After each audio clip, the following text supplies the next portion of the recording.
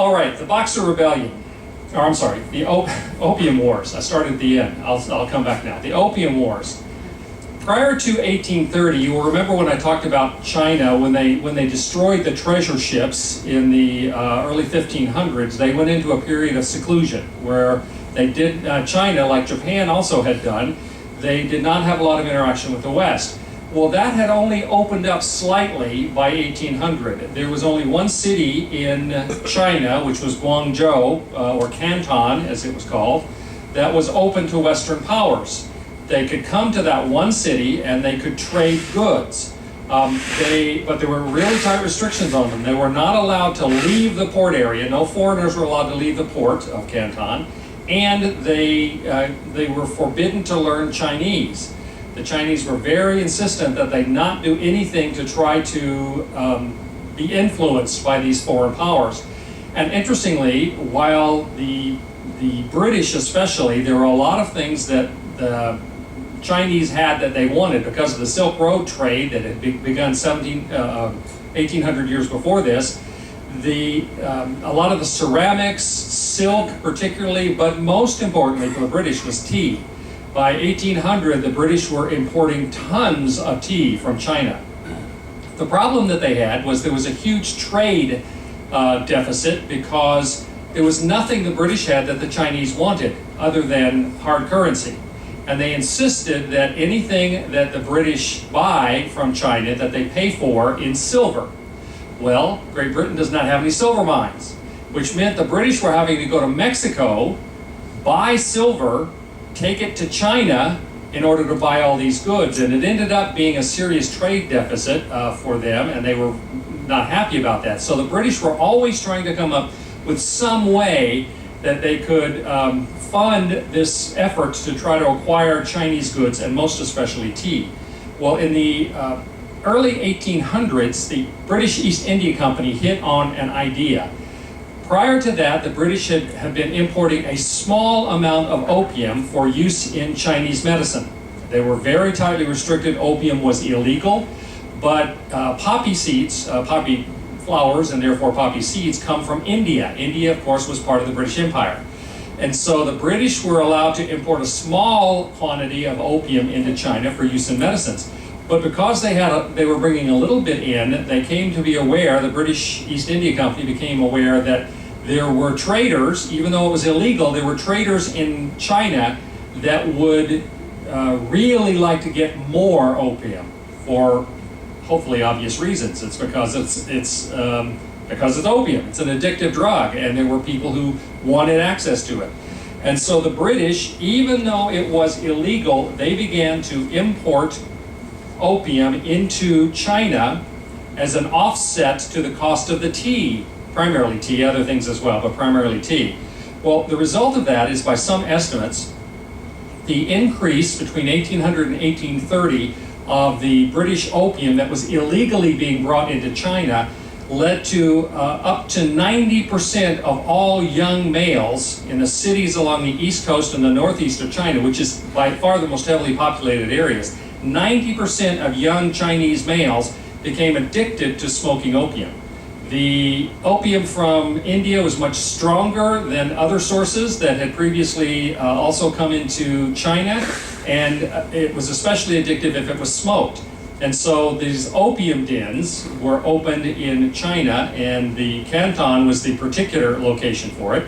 And this, because of that, Canton became a center of vice, of bribery, and of disloyalty to the emperor, because all of this crime going on, the emperor obviously opposed all of that. Well, by 1939, there was an additional effect, and that is so much opium was being brought in by 1939 that it exceeded the value of the tea and other products. And so the Chinese actually started having to pay cash. So not only was the opium a problem, but now they were affecting the hard currency. 1939, the opium imported that year was 2.5 times the annual budget. Was that? 1839. 1839, sorry.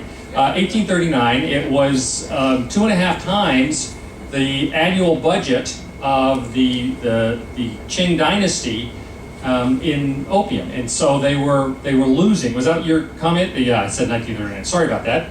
I never know what's going to come out of my mouth. I just, so this was a huge problem. In fact, the emperor in 1839 said, and this is a quote, "Soon we will have no soldiers to resist an enemy and no money to equip the army."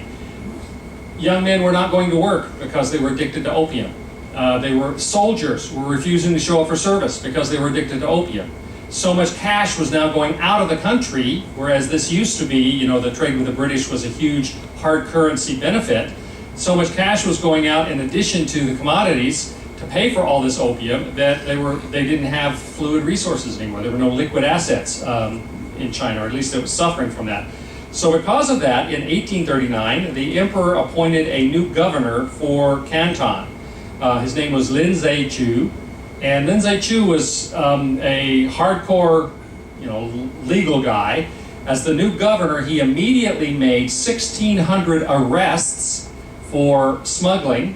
He confiscated 42,000 opium pipes, and he also confiscated 20,000 150-pound chests of opium. And the opium came in huge chests. So 20,000 of these 150-pound chests were worth in excess of 2 million British pounds. I can't even imagine what that would be worth today. But he confiscated this stuff. He had trenches dug, put the opium down in the trenches, poured lye on them, and then soaked them in salt water. So that it obviously was no use to anybody after that. Well, the British were pretty upset about this because it was an enormous amount of capital that had just been destroyed. To make it even worse, and by the way, this image up here, that is them digging the trenches in order to destroy the opium. In July of that same year, an incident occurred where a bunch of British and American sailors off of these opium clipper ships had, in Kowloon, they had gotten off the ship, gotten drunk, and they started rioting. They killed one Chinese man, they vandalized a Buddhist temple, and then fled back to their ships. The Chinese demanded that these sailors be turned over to them for justice, and the British refused. So the Qing officials, the Chinese officials, passed a new regulation that no foreigners could trade in China unless they agreed that they would obey all Chinese law or be liable to the penalties of the Chinese law. Well, the British were not keen on that. They thought that they should have extraordinary rights. And so in November of 1839, we had the beginning of the first Opium War. British ships blockaded the Pearl River, which is the river that comes out at Hong Kong, Kowloon and Hong Kong, and they started sinking Chinese ships, capturing forts along the coastline, and very simply, the Chinese were not of sufficient military ability to be able to fight against the British. For 2.5 years, the British pursued a violent war against the Chinese. They won virtually every battle on land or on the sea, and particularly the British Navy was important in that.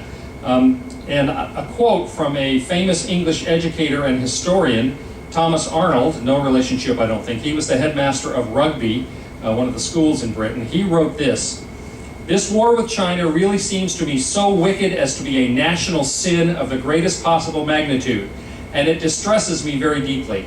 Cannot anything be done by petition or otherwise to awaken men's mind to the dreadful guilt we are incurring? I really do not remember in any history of a war undertaken with such combined injustice and baseness. Ordinary wars of conquest are to me far less wicked than to go to war in order to maintain smuggling, and that smuggling consisting in the introduction of a demoralizing drug which the government of China wishes to keep out, and which we, for the lucre of gain, want to introduce by force, and in this quarrel are going to burn and slay in the pride of our supposed superiority." That pretty much encapsulates what the Opium War was all about. The British went to war against the Chinese to force them to take a drug which was destroying their culture. So the real key for the British in much of this, although they won the land battles as well, this is a sidewheeler, a British warship, is the wooden Chinese junks simply were not They did not have sufficient weaponry. Their cannons were not up to the British cannons. They were not as, just overall, the Chinese ships could not withstand the bombardment of the various British ships. They were much more sophisticated. Despite every effort by the Chinese of counteroffensives to try to retake Kowloon, to retake Hong Kong, the British not only had Hong Kong and Kowloon, they captured the capital city of Nanking and most of the other key ports and cities along the Chinese coast.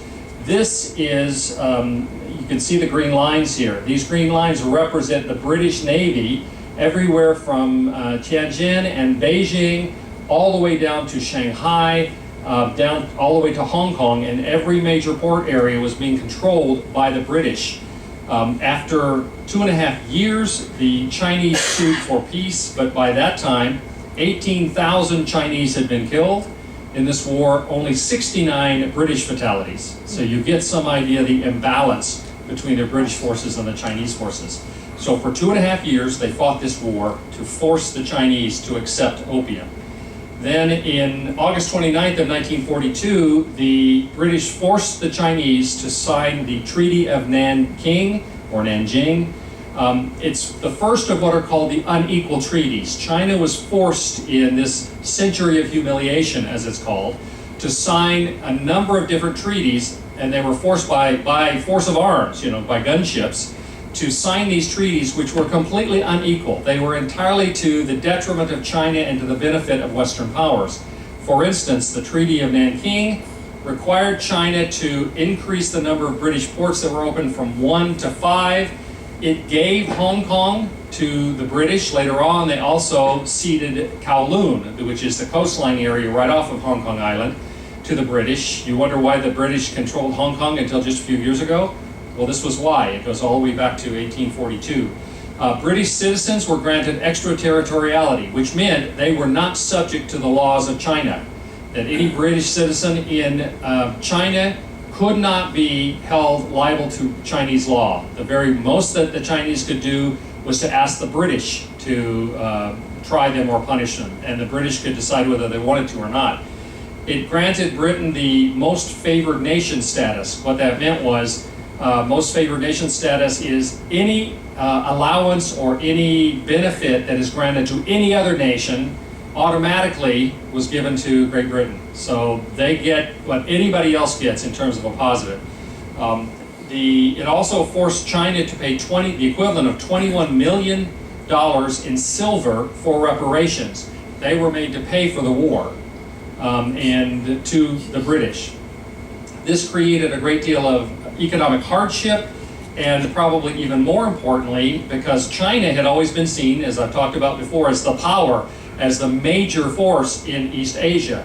And this was a severe loss of face, of sovereignty, of prestige, a sense in which they no longer were self-determining, that they could be pushed around by other powers.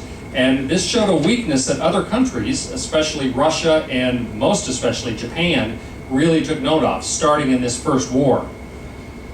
Well, then the Qing officials, understandably, were quite slow in meeting all of these requirements. They dragged their feet.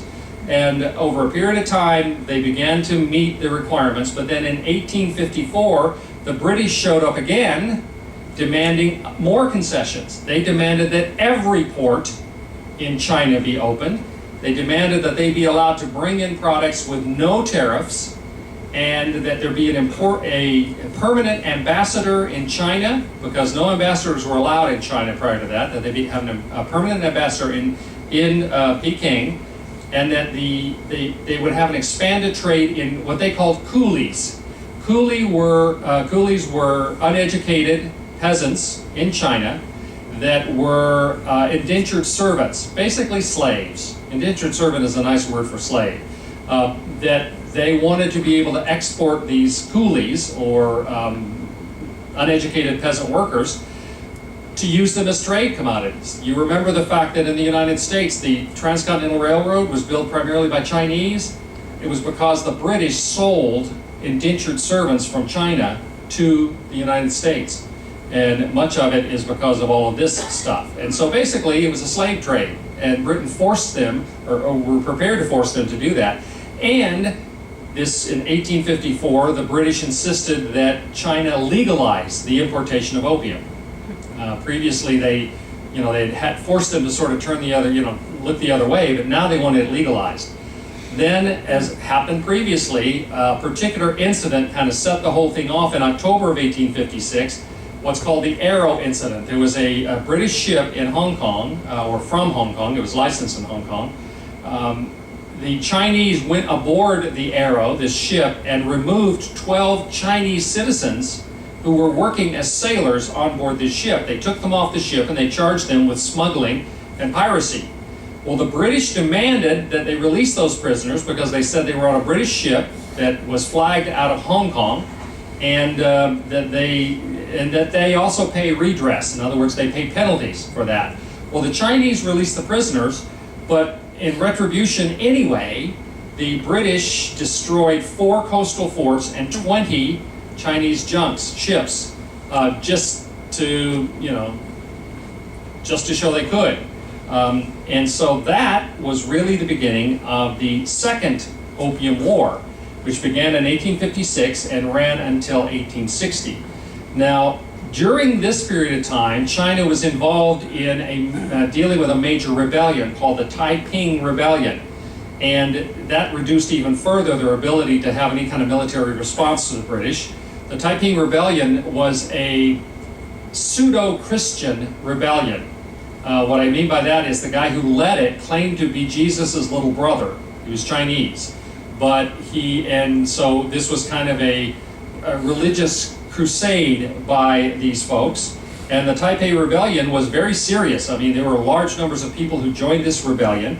And the Chinese had arrested a French missionary named Auguste Chamdelain. Auguste Chamdelain was a missionary who had apparently was guilty of spreading Christianity into areas that were restricted. They couldn't just go anywhere they want and evangelize.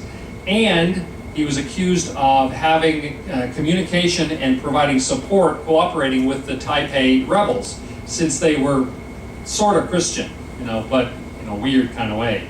So for all of that, this angered the French. And so the French agreed that they would join with the British in fighting against the Chinese in this Second Opium War in order to teach China a lesson. And this is a painting of a charge of French cavalry against the cavalry and infantry against the Chinese. So both the Chinese and the British were involved in the Second Opium War against the Chinese. In all, 2,900 Western troops were killed in the second 4-year-long war. Between 12 and 30,000 Chinese died in the Second Opium War. We're not exactly sure how many. And this war also ended with a complete defeat of China, and they were forced to sign another punitive treaty called the Tianjin Treaty in June of 1958. And here you have British soldiers attacking Chinese in a fortress, as this image was from that time as well. So China was forced to sign this punitive Tianjin Treaty, and it required them, one, to pay further large indemnity to Britain and France. They had to pay again. Second, they had to open more of their ports. They had to allow any foreigner with a passport to travel freely with no restrictions possible by the Chinese government, which again is a real challenge to a country's sovereignty. They had to allow foreign missionaries to evangelize freely wherever they wanted. Previously, there had been limitations put on Chinese who converted to Christianity, and those were all removed. They were forced to export more indentured servants, and again, many of those ended up in the United States because they were sold to the United States by Britain. They because Russia was an ally of some of the other Western powers, the Chinese were forced to give the left bank or the north bank of the Amur River to Russia, where they built the city of Vladivostok as a Pacific port for their fleet. Now, we talked earlier about the fact that in the Sino-Russian War, a lot of that was caused by the fact that the Russians weren't happy with Vladivostok, even though it had been kind of stolen from China in the first place, because it freezes up in the wintertime. They wanted a southern port that they could use all year round. But still, Vladivostok was taken away from the Chinese and given to Russia. and they partitioned off other parts of China to foreign powers. They had what they called spheres of influence, which is a polite way of saying that China no longer could control chunks of their own territory, that other places controlled it. It was during this period of time, and it was reinforced even in the Boxer Rebellion, that the Germans took over Zhaoqing, which is, again, you go there now and it looks like a German village, much of it. So part of that was done at this time, and part of it in the Boxer Rebellion. Once again, the rest of the world, especially the Russians and the Japanese, were looking at all this and saying, twice in 30 years, the Chinese have proven they can't even defend themselves. And so much of this is what ended up later on leading to the 1894 Sino-Japanese, the first Sino-Japanese War. The Japanese realized that China was a straw man, that it didn't really have the kind of power that everybody assumed it did. And in order to gain resources, particularly control of Korea, in 1894, so we're talking less than 10 years after this, less than 40 years after this, the Japanese declared war against China in order to take resources in Korea and from Manchuria. All of this really was a direct result of what had happened in the first two Opium Wars. And the Opium Wars were a direct cause of the next event, the Boxer Rebellion. By 1899, many of the Chinese were really tired of the influence and interference of what they call the foreign devils from the Western nations, particularly the fact that the Westerners were forcing, Britain especially, forcing opium on the Chinese, and that China had suffered a loss of prestige, of power, of face. And in light of all this, twice defeated by the British, then defeated by the Japanese. And so, besides widespread opium addiction and the fact that big chunks of China had been taken over by various Western powers, we have, around this period of time, in the late 1890s, there was a major drought, a 2-year drought that did several things. One, it led to famine conditions in a lot of area, which created great disruption and great dissatisfaction, obviously. But it also meant that the people didn't have anything to do. The drought meant that there were not crops in the field, they didn't have work to do, and so you had especially young men who did not have anything to occupy their time, and so they had more time to focus on the frustration they felt over everything that had been happening over the previous 50 years in China. In the Shandong province during this time, a group of young men who were martial artists formed a society called the Society of the Righteous and Harmonious Fists.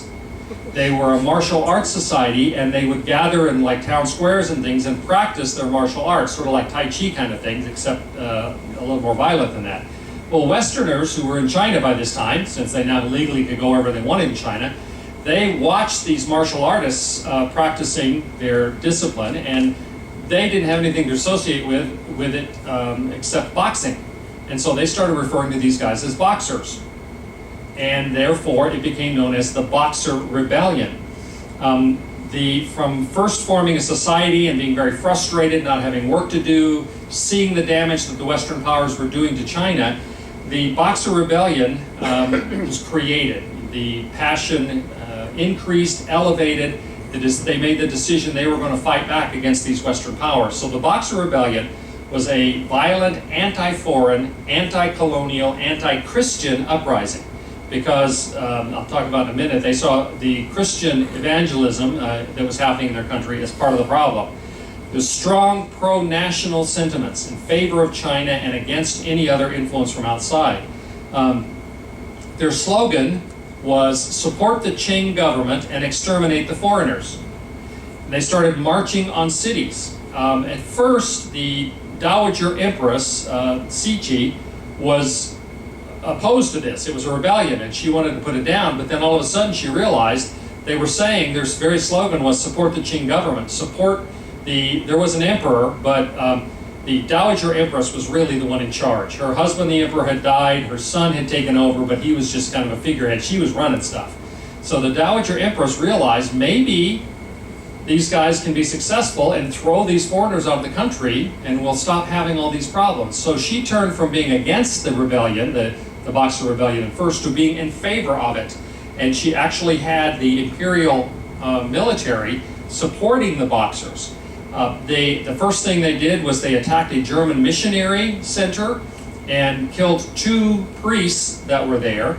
This got Kaiser Wilhelm was the first international leader who took action. He was so incensed at the fact that the Chinese would dare to kill 2 German missionaries that he made plans to put together a military expedition to go there. And in fact, we have photos and things of the Germans loading up on ships in Germany to go to China. And Kaiser Wilhelm, in his speech to them, said, I want you to go there and to fight these people like Huns. This is why in the First World War, the Germans became known as Huns. That was a slang term for them by their enemy. And he said, and I want from now into the future, anytime a Chinese person sees a German coming, I want them to quake with fear. So you get kind of the idea of the attitude. Germans were only the first of 8 countries that ended up eventually sending troops. Well, the Boxers, in rebellion, they march into Peking, and they force a group of diplomats, foreign civilians, soldiers, and Chinese Christians into the legation corner where this group locks themselves in to defend themselves as the Boxers are besieging them. They end up having to hold up for 55 days. There is a movie called 55 Days in Peking, which is about this. What's his name? Moses.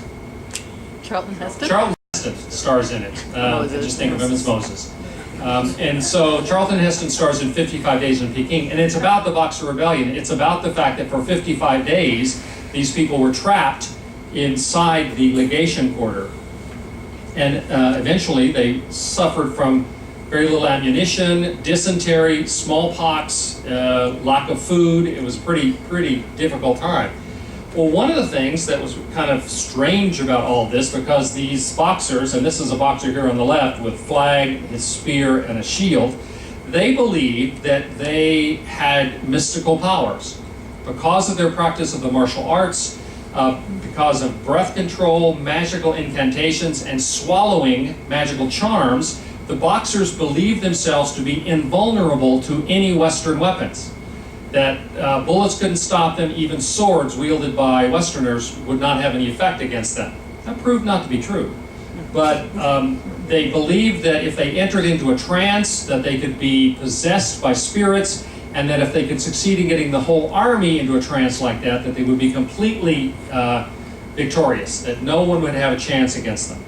Well, the special target of the Boxers were the Chinese Christian converts. This image is a group of Chinese Christians who were forced from their homes. Many Chinese Christians were killed, thousands and thousands, but others were forced to flee from their home. This lower right picture, these are 3 Chinese Catholics who are preparing to defend their church from the attack of the Boxers. So, for all of this, the Boxers believe that the Chinese Christians represented one of the the biggest challenges to the Buddhist and Confucian foundation to their culture. And for that reason, they thought they had to be gotten rid of. And particularly, remember, they're suffering a 2-year, very serious drought. Prior to this, it was customary in villages around China, if there was a drought or other problems that affected the whole village, everyone would get together from the village and they would pray to the deities, the various deities, in order to try to seek relief from that. Well, Christians would not participate in that. They wouldn't pray to local deities because, of course, that's not part of their faith. The Chinese Boxers believed that the Christians were the reason that the drought was still continuing, because they would not pray to the local deities in order to have the drought lifted. They also developed all sorts of rumors about the Chinese slaughtering people to take their organs to make magic potions and all sorts of other things. And so it was very difficult. Again, we don't know how many Christians were killed. But we do know that many, many more than that were driven from their homes. And it was not any one sect. It was not just the Catholics or, the Presbyterians. It was anybody who was involved in the Christian faith, be it missionaries, priests, or lay Chinese converts. Another group that had a lot of problems with all that had been happening in China were the Muslim minority of the Hui people. This is several young men from the Hui. You remember when we talked about the treasure ships. Chang He was a member, he was Muslim, he was from the Hui minority. And so a group of the young men from the Hui minority, they especially had problems with the spread of Christianity and with the introduction of opium into China, because opium is very much against any of the Muslim beliefs.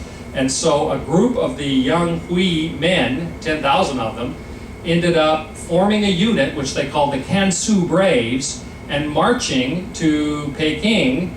They ended up becoming sort of the guard, the private army of the Dowager Empress in fighting on the side of the Boxers. So they were sort of the royal guard at that point.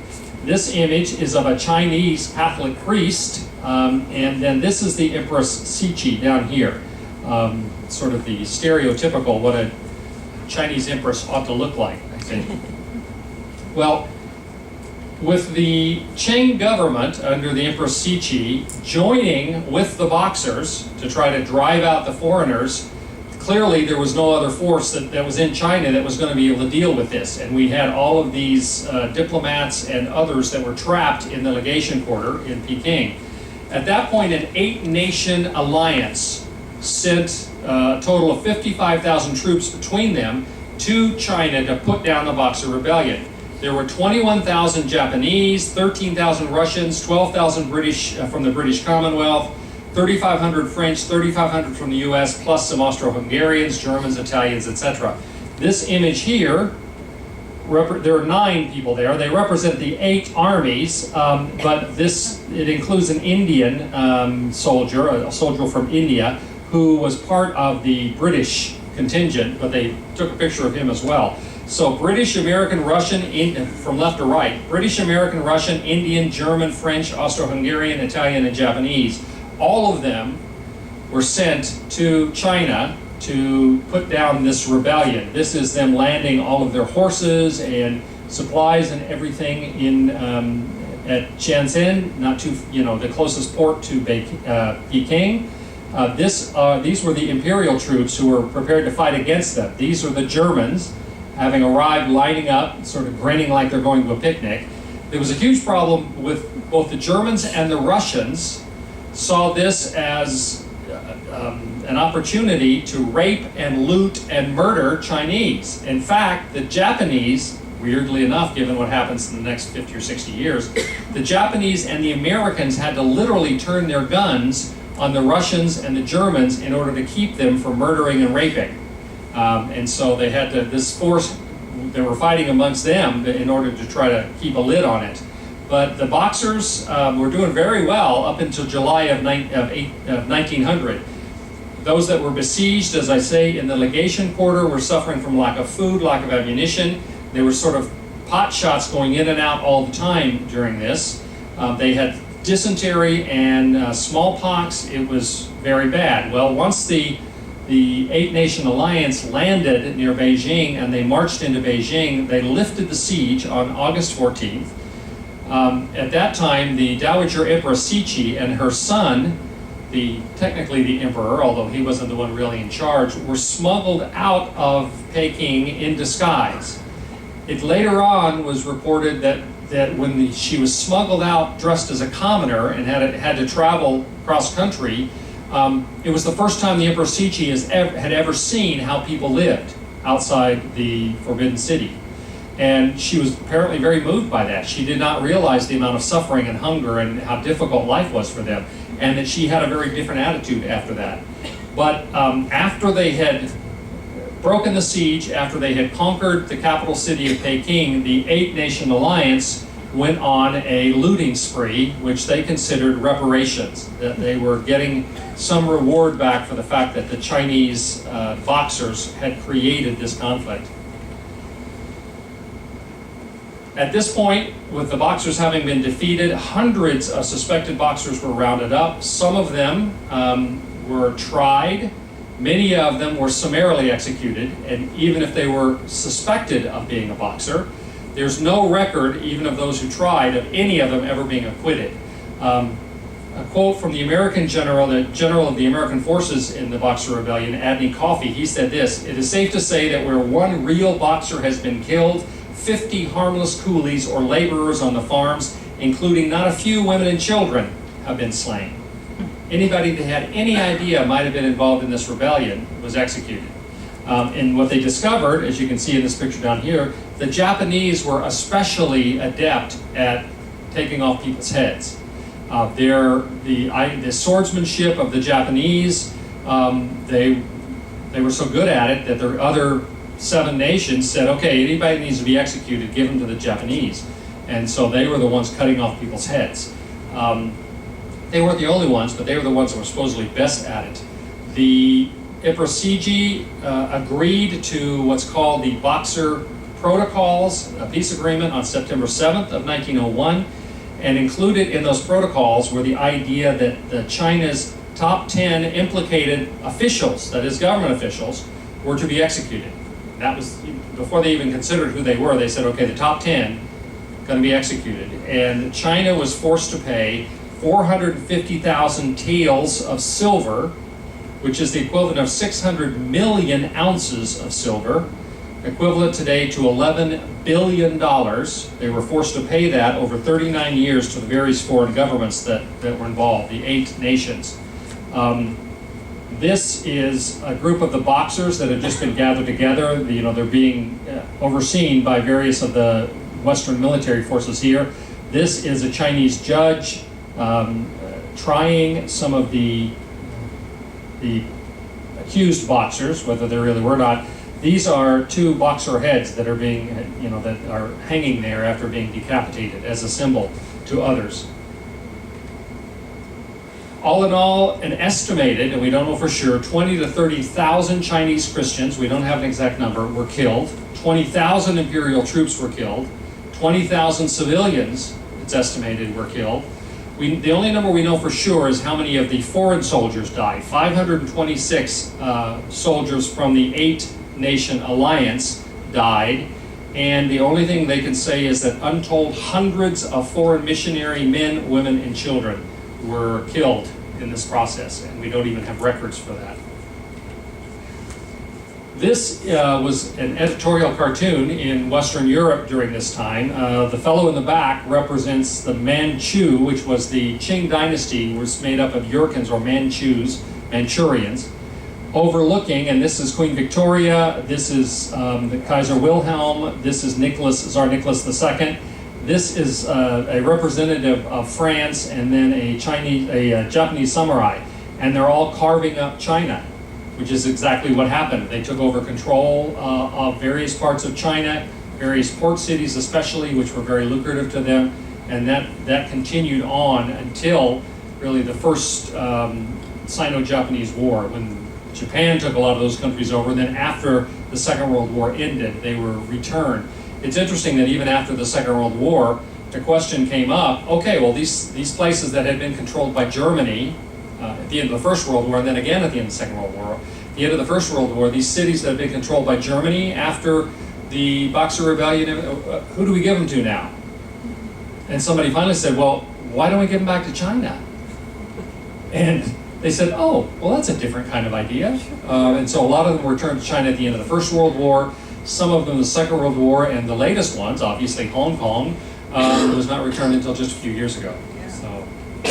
So these are the 2 Opium Wars and the Boxer Rebellion. Let me put this up because I don't want to keep forgetting that.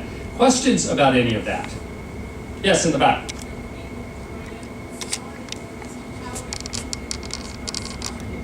I'm sorry, you have to speak up a little bit. Okay.